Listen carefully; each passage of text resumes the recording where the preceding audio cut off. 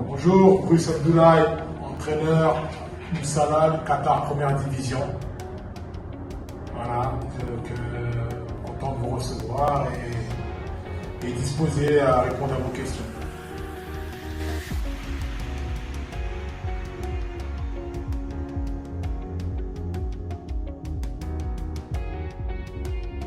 L'envie de devenir entraîneur m'est venue très rapidement, puisque déjà quand j'étais joueur, je commençais à passer mes diplômes.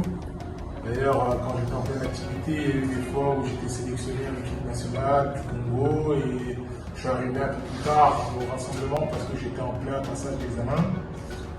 Depuis maintenant 10 ans, j'entraîne et sur mes derniers contrats, je faisais en sorte de négocier pour être en charge de l'équipe jeune dans les championnats nationaux.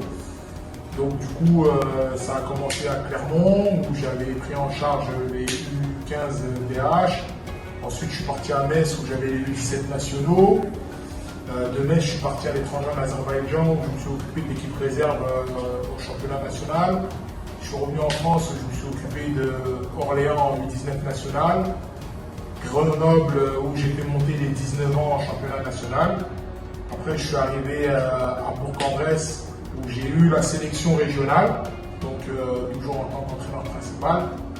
Et puis après, c'est enchaîné ma fin de carrière où j'ai tout de suite, après ma carrière, été manager général et entraîneur en National 2 en France à Louan-Priseau. Et puis j'ai été après entraîneur adjoint en National 1 à Villefranche-Beaujolais. Et j'ai eu la chance d'être sélectionneur national pour l'équipe du Centrafrique, pour le pays du Centrafrique bien sûr, où j'étais en charge des A', des U23.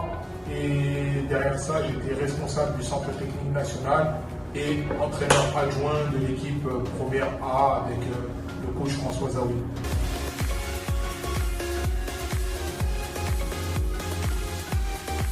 Ouais, j'ai eu ma période où j'étais joueur. Après, je pense avoir fait une très belle carrière. Ma carrière était de 396 matchs en pro. J'ai joué en Europa League, j'ai joué en Ligue 1 étrangère. J'ai eu la chance aussi d'être international congolais, comme beaucoup de gens le savent, où j'ai pu honorer 33 ou 34 sélections. J'ai été capitaine et maintenant c'est ma deuxième vie qui commence, où je suis entraîneur, où je transmets. Je rends un peu au football ce que le football m'a apporté et c'est quelque chose qui est avec les mêmes émotions mais différemment parce que quand on transmet quelque chose ou quand on transmet un savoir à des jeunes joueurs en devenir, forcément on est beaucoup plus perfectible, beaucoup plus dans l'efficacité parce qu'on sait très bien que c'est un monde où il y a très peu de nominés et beaucoup de candidats. Donc, c'est pour ça que souvent, j'essaie d'avoir 2 coups d'avance. Voilà, ici à Moussala, c'est un groupe très jeune où il faut que je fasse 2 fois plus, parce que quand je suis arrivé, on était dernier, et maintenant on est 9e avec 15 points. Donc voilà, c'est beaucoup de travail, c'est beaucoup de transmission, c'est beaucoup d'échanges, beaucoup d'analyse, et c'est surtout beaucoup de plaisir, parce que finalement, les joueurs voient que tu as raison, que tu leur donnes des vraies informations, et que derrière ça, il y a une progression. Donc oui, aujourd'hui, j'ai joué et maintenant j'entraîne et aujourd'hui c'est des choses qui ont le même effet sur moi mais avec différents contenus et différentes années. Voilà.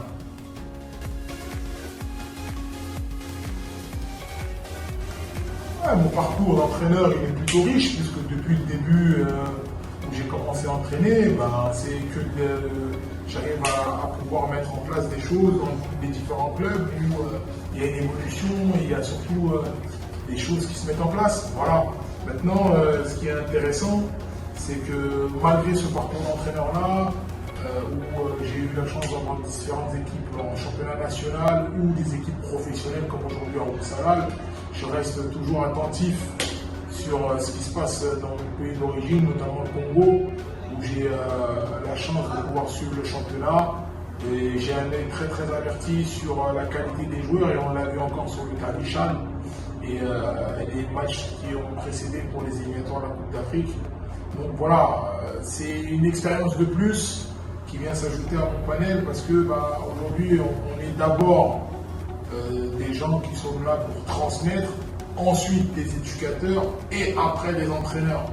Et c'est pour ça que mon parcours est assez riche entre les très très jeunes à Clermont-Ferrand, l'anti-élite, c'est-à-dire le championnat U19 national, où c'est là où souvent les jeunes très bons joueurs passent par là pour pouvoir aller soit en Ligue 1, soit en Ligue 2.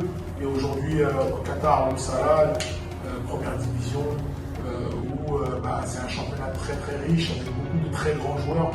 Et c'est là où je pense je progresse le plus parce qu'on est toujours obligé de se remettre en question, de travailler plus que les autres et surtout d'être plus efficace que les autres. Voilà.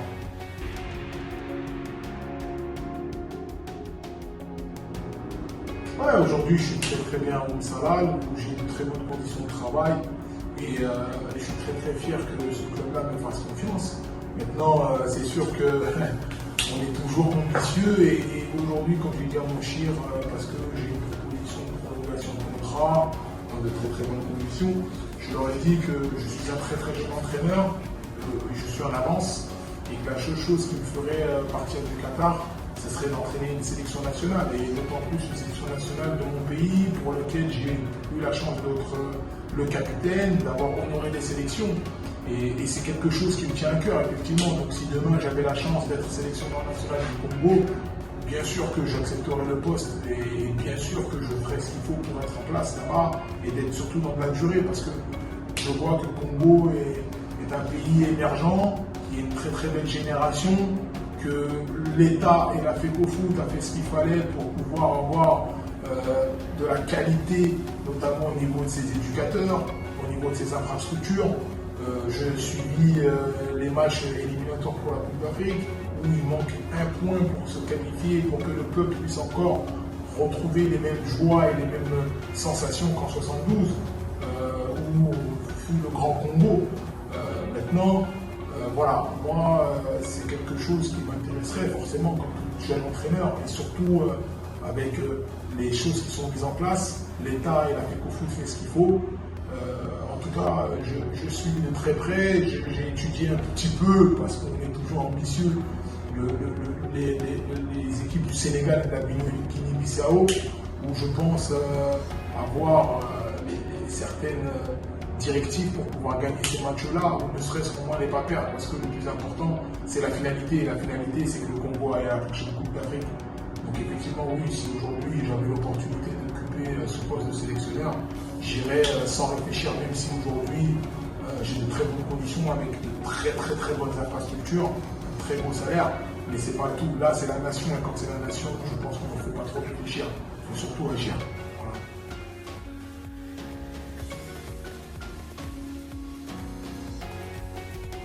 Je garde de très beaux souvenirs du Congo, notamment des aventures humaines, parce que j'ai connu des très bonnes personnes, le défunt Monsieur André Zizi, qui a été la première personne à m'accueillir dans cette sélection, et puis beaucoup de joueurs qui sont aujourd'hui encore en activité pour certains, notamment Barel Mouko, ou d'autres qui sont plus en activité, avec qui j'ai gardé des très belles affinités. Aujourd'hui, pour moi, le plus beau souvenir en sélection congolaise, c'est ce match à domicile contre le Grand Mali, avec les qualités des Seydou Keita, les Djila Diarra, où on a gagné 1-0, et malheureusement, on a été perdre le match qui aurait pu nous propulser en 2010 déjà à la Coupe d'Afrique au Soudan. Mais voilà, au-delà de ça, ce que je retiens, c'est l'aventure humaine et surtout les gens que j'ai pu croiser là-bas qui sont des gens merveilleux.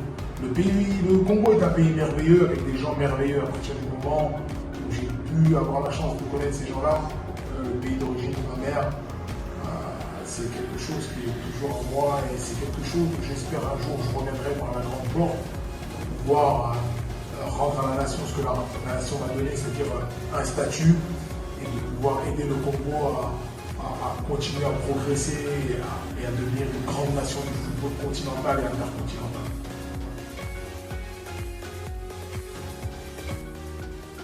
Mon rêve d'entraîneur, c'est de faire partie des meilleurs, déjà, à des bons pays. Si c'est le Congo, j'espère que j'aurai la chance de pouvoir atteindre une grande compétition intercontinentale et une grande compétition internationale, parce qu'aujourd'hui, on se rend compte qu'on n'est pas très loin du compte. On fait encore un quart de finale sur le championnat d'Afrique des Nations. On est malheureusement éliminé au tir au but. Là, avec maintenant la Coupe d'Afrique à 24 et la Coupe du Monde à 28, je pense que le Congo a largement sa place. Maintenant, mon rêve, ce serait de faire partie de ces grands entraîneurs-là avec ma nation et de vivre ces grandes compétitions et de faire plaisir aux gens et faire vibrer les gens parce que les gens ont des quotidiens compliqués et le football parfois rallie et surtout quand c'est derrière le drapeau de la nation, il s'amplifie à une puissance phénoménale. Donc ouais, mon rêve, ce serait de continuer à progresser, d'avoir l'opportunité de pouvoir faire de grandes choses avec une sélection nationale et j'espère pourquoi pas très prochainement avec le Congo. Voilà.